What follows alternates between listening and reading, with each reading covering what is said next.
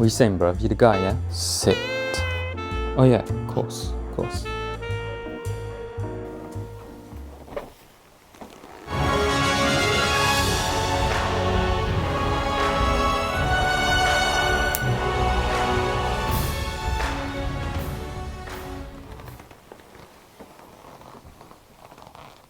You got my peas?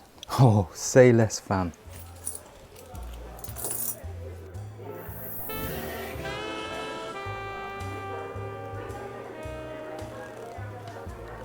What's this? Your peas, bruv. I even threw in a Sonic coin because I know you're a man of culture. Are you having a laugh? That's not even close. I'll keep this Sonic coin though. But didn't you say 229? Yeah. 229, cuz. Oh boy, this one is expensive. I haven't followed the Corsair brand since my early 20s when I actually used to build my own PCs.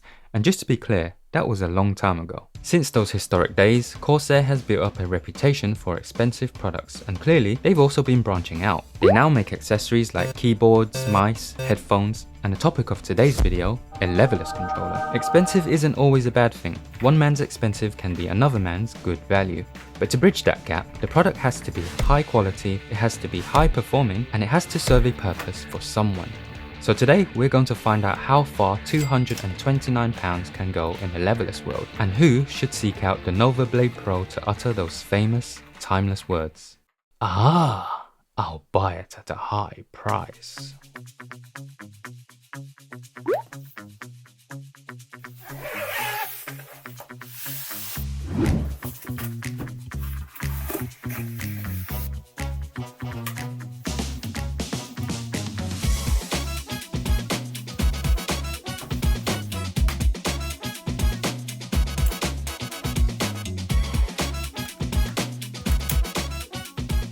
Corsair sent this controller to me for the purpose of this video. No money exchanged hands, no instructions given, and all opinions on my own. Now let's start off with this protective shell. This is clipped onto these tabs here, and to remove it, place your fingers on the body and push away whilst prying the shell upwards. It's much easier than it looks, but the first time I did this, it did have me baffled. So there you have it. You've already got some value out of this video. Don't forget to like and subscribe.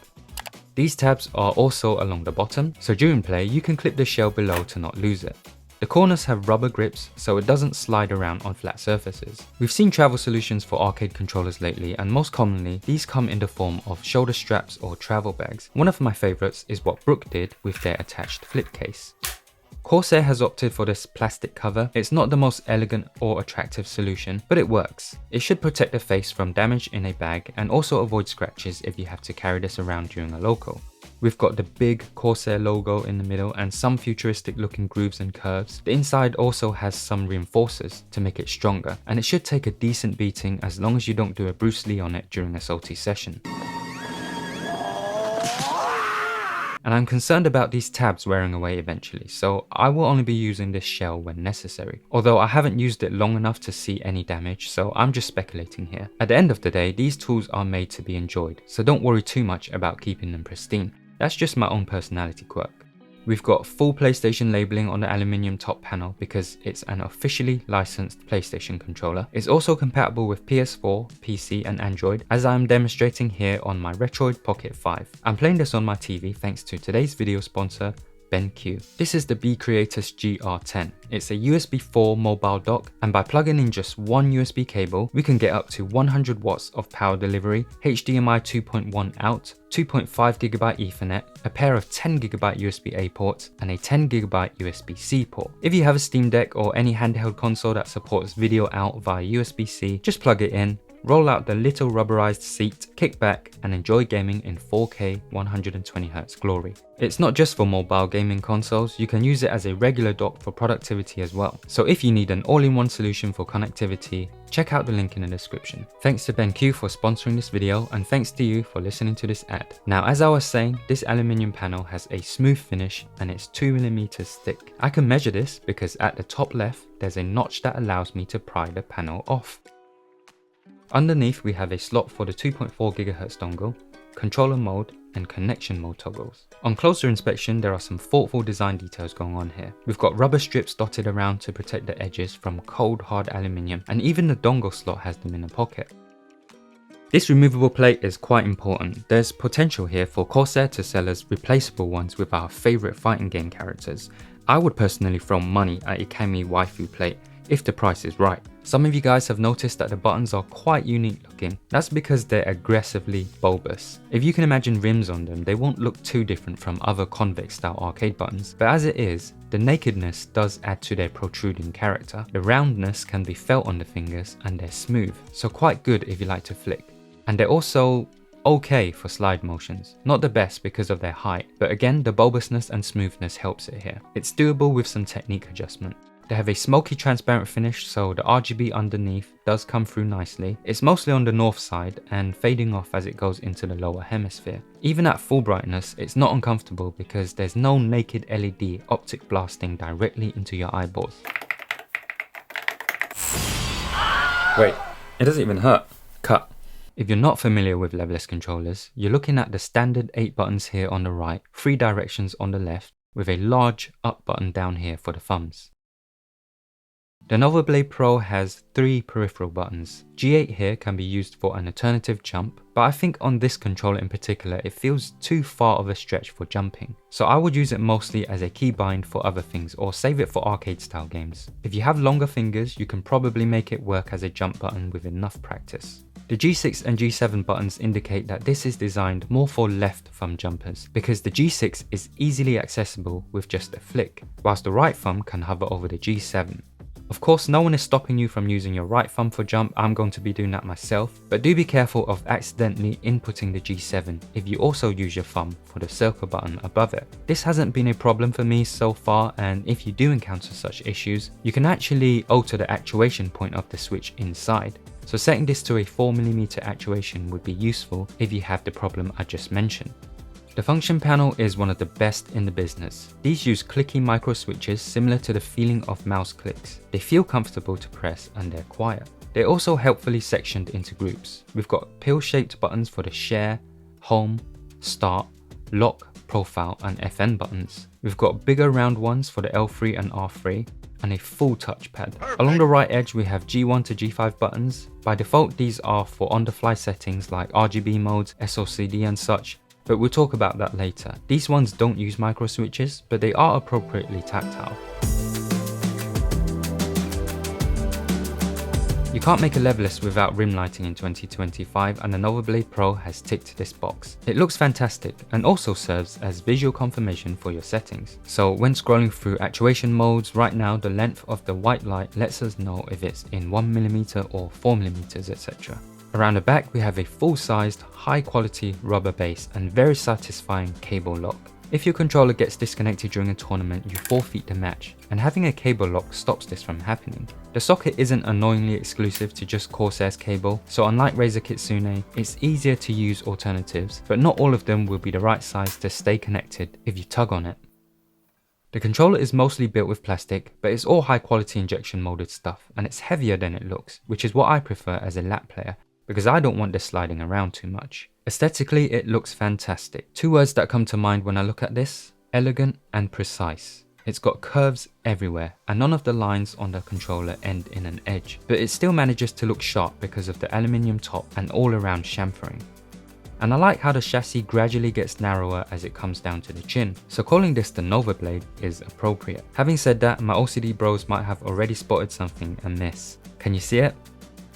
This power label is slightly to the right. It could just be preview model issues because I have seen pictures where this is aligned, so we're going to have to wait until retail models are out in the wild to get confirmation on this. Not an issue for play, obviously, but for the price, you'd hope that trivial things like this are noticed. Under the hood, it has all the features that we would expect from a controller in this price range. We've got special names for a lot of this stuff, but we're going to call them for what they are. It's got SOCD modes, onboard profiles, we've talked about the RGB, and it has remappable keys. There are additional features that takes this beyond the ordinary though. It uses Corsair's Hall Effect MX switches, so the actuation distance can be adjusted, meaning you decide how far you push the button until something happens. And they reset very quickly if you turn on the rapid trigger mode, so you'll only be limited by your own dexterity and the speed of the game. To turn on and off rapid trigger, we can just press the G4 button, and to change our actuation by 1mm increments, we can press G5. G3 cycles through the SLCD modes, G2 is for RGB brightness, and G1 changes the lighting cycle. It has wireless via Bluetooth and 2.4 GHz dongle, which is fantastic for convenience, but do note that the 100Hz polling rate is only enabled in wired mode and 2.4 GHz when on PC, so the polling rate will be lower when using this wirelessly on PS5. I don't know exactly what that polling rate is. If you're taking this to tournaments, you should obviously go wired for the best experience, and the other modes are great for when you want to do some quick training. I'm going to quickly show you how to activate a handful of features, and let me warn you now, keep hold of your instruction booklet because you will need to reference it. Let's start by connecting the wireless dongle. You need some battery and a controller before you do this, so your first session will be wired. But after the 7500 mAh battery gets some juice, you want to have the controller off. Plug in the dongle, then hold L3 and R3, press power button for 3 seconds and it will sync. The controller supposedly has a tournament mode that locks out all of the function buttons. It's supposed to activate when holding down this speedometer looking button for 3 seconds, but my one does nothing. Maybe this will get fixed in retail versions, and if I get an update from Corsair, I'll let you know in the comments. To remap the G buttons on the face, we will hold down the profile button for 2 seconds, press the one we want to remap, and then the one we want to copy. Press and hold the profile button again for 2 seconds to save the remap settings, and we're done. So let's try to record a macro now. This is only available in PC mode, and we're going to hold the FN and R1 buttons. When the RGB breathes red, we're in recording mode, and I'm going to enter a DP. FN and R1 again to end the recording. Choose the G key for this macro, and there we have it, instant DP. I can't go over absolutely everything in this video, or it would end up being over 40 minutes long, so let's just say it can do a lot, and it's going to take a while to commit everything to memory. A controller with so many customizations could really make use of a dedicated app, or even better, a web app you can access anytime. I've not seen any mention of that on the horizon, but if you end up running into issues, you can always factory reset the controller and start over, if you remember the key binding for that, of course. So what's it like to actually play with this? Well, as someone who prefers the short travel of my low profile shadow hunting switches, I didn't find it took me any time to adapt to these MX switches at all. I was able to jump straight in and hit all my bread and butter combos and time my setups with no adaptation period. The switches feel very springy and they bounce back quickly and forcefully. So much so that more than any other controller, the thudding sound on the return stood out to me. The sound of key taps is a subjective topic, but I can tell you this, if you like sound, you get plenty of it here. It has dampening foams inside, which doesn't make it quiet, but it does remove the hollowness and pinging. The switches are pre-lubricated, so overall the controller sounds loud and focky. We can't hot swap the switches or the keycaps, so we can't alter the sound and feel. You have to love this specific configuration if you're going to buy this. I think the controller feels good to play with, the spacing is comfortable for my hands, the density can handle a rough session, and I've not encountered any issues with responsiveness.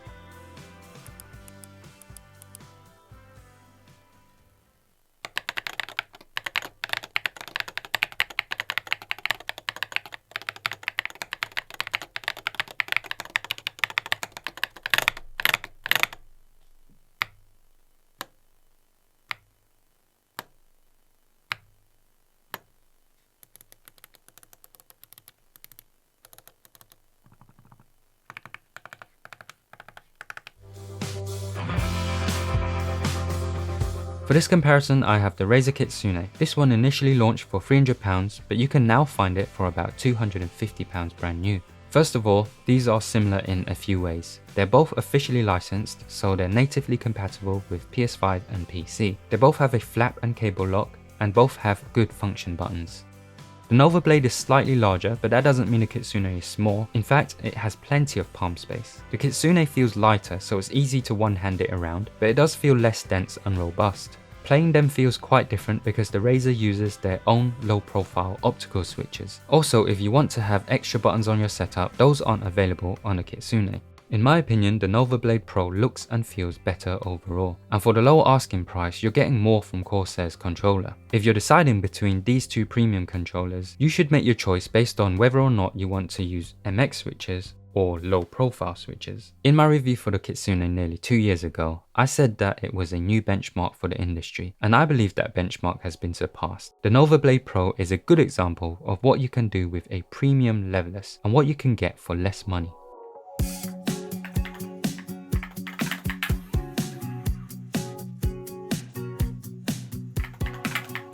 To ask for £230 for a leverless controller in 2025, you absolutely have to offer a lot.